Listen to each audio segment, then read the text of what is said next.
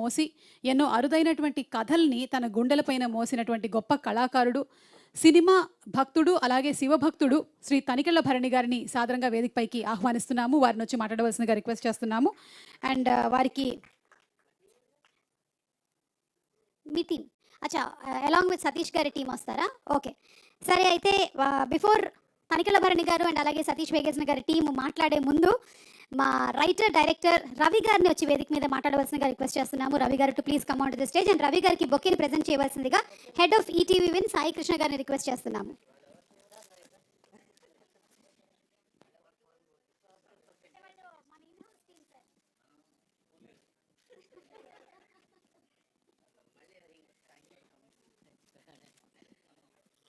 రవి గారు, మీరు ఎన్నో కథలు రాశారు, డైరెక్ట్ చేశారు. మరి ఇప్పుడు ఈ కొత్త ప్రెజెంటేషన్ ఎలా ఉందంటారు? ఈటీవీ విన్లో రాబోతున్నటువంటి ఈ న్యూ జనరేషన్ మాట్లాడచ్చు. అందరికీ నమస్కారం.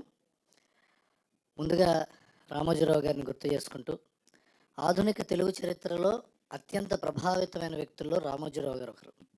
అంత గొప్ప వ్యక్తి ఆయన. అలాగే మా రాఘవేంద్రరావు గారు, రఘుపతి వెంకయ్య గారు తెలుగు సినిమా పితామహుడు అయితే కమర్షియల్ సినిమా పితామహుడు రాఘవేంద్రరావు గారు. అడవి రాముడికి ముందు, అడవి రాముడి తర్వాత అలా ఉంటుంది కమర్షియల్ సినిమా అంటే. పాటలు కానీ కథలు కానీ, రాఘవేంద్రరావు గారు అంటే అందరూ పాటలు పాటలు పాటలు అంటారు, ఎందుకంటే పాటలు అంత స్ట్రాంగ్గా ఉంటాయి కాబట్టి. కానీ అంతకంటే గొప్ప కథలు ఆయన సినిమాల్లో ఉన్నాయి. ఎంతో డ్రామా ఉంది, ఎంతో నేర్చుకునేందుకు వీలుగా ఉంది, ఎంత సున్నితంగా చెప్పచ్చు, ఎంత చెప్తే చాలు అన్నది రాఘవేంద్రరావు గారి సినిమాలు చూస్తే తెలుస్తుంది, రుద్దకుండా కొట్టకుండా. అలాగే మనిషి ఎంత పెద్దవాడైనా 6 అడుగులున్నా 7 అడుగులున్నా గుండె గుప్పిడే ఉంటుంది. అలాగే సినిమా ఎన్ని కిలోమీటర్లు నిడి ఉన్నా కథ 30 నిమిషాలే ఉంటుంది. మిగతా అన్ని ఫైట్లు, పాటలు, విలన్ ఇంట్రొడక్షన్లు, ఇంటర్వెల్ ఫైట్లు, వాడి కింద పట్టం మీద పట్టం దొల్లటం ఇవన్నీ ఉంటాయి. కథ మాత్రం ఆ 10 సీన్లే ఉంటుంది. ఆ కథని కథాసుధగా తీసుకురావడం ఈటీవీ వారి గొప్ప ప్రయోగం, చాలా గొప్ప విధానం కూడా. ఎందుకంటే ఈనాడు అంటేనే కథలు. ఇప్పుడు అజయ్ శాంతి గారు ఇక్కడ ఉన్నారు. ఆయన ఇది కథ కాదు అనే శీర్షిక మీద 40 ఏళ్ళ నుంచి కథలు రాస్తున్నారు ఆయన. అలాగే ఎన్నో మంచి కథలను తీసుకొచ్చి ఉషా కిరణ్ మూవీస్ ద్వారా ఎన్నో మంచి కథలు, ఈటీవీ సీరియల్స్ ద్వారా ఎన్నో మంచి కథలు, ఎన్నో యాక్టర్స్ని, ఎంతో టాలెంట్ని తీసుకొచ్చిన ఈటీవీ విన్నవారు బాపిరెడ్డి గారి నేతృత్వంలో very talented team, Nitin and Sai, చాలా చాలా చాలా కమిటెడ్ పీపుల్ వీళ్ళు. ఇలాంటి వాళ్ళు కథాసుధాని స్టార్ట్ చేయడం, అది రాఘవేంద్రరావు గారి మార్గదర్శకత్వంలో ఉండటం. నేషనల్ అవార్డు విన్నింగ్ డైరెక్టర్ మా సతీష్ వేగేసిన అన్ని సినిమాలు, సతీష్ చేసిన అన్ని సినిమాలు, అతను రాసిన సినిమాలు, తీసిన సినిమాలు అన్నీ కూడా కథా బలం ఉన్న సినిమాలే, క్యారెక్టర్ బలం ఉన్న సినిమాలు, హృదయాన్ని కదిలించే సినిమాలు.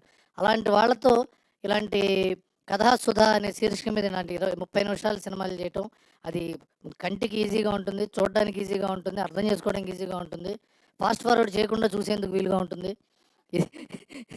ఇది కాకుండా ఎంతోమంది యాక్టర్స్ని తీసుకురావడానికి ఒక వేదికగా ఉంటుంది. ఇది చాలా పెద్ద సక్సెస్ అవ్వాలి. మేమందరం కూడా కథలు రాసుకుని మీ దగ్గరికి వచ్చి మీ ఆఫీసుల చుట్టూ తిరిగి మీరు ఓకే అని వెనక తెలుసుగా ఓటీటీ సంగతి అందరికీ అది చేసి, and I wish you all of the team అది గ్రాండ్ సక్సెస్. అలాగే భరణి గారు లాంటి ఒక గొప్ప నటులు, అంటే ఇంత సీనియర్ నటులు కూడా ఈ వేదికని ఆలింగనం చేసుకుని ఇట్లాంటి సినిమాలు చేయడం వల్ల వాటికి విజిబిలిటీ ఎక్కువ ఉంటుంది.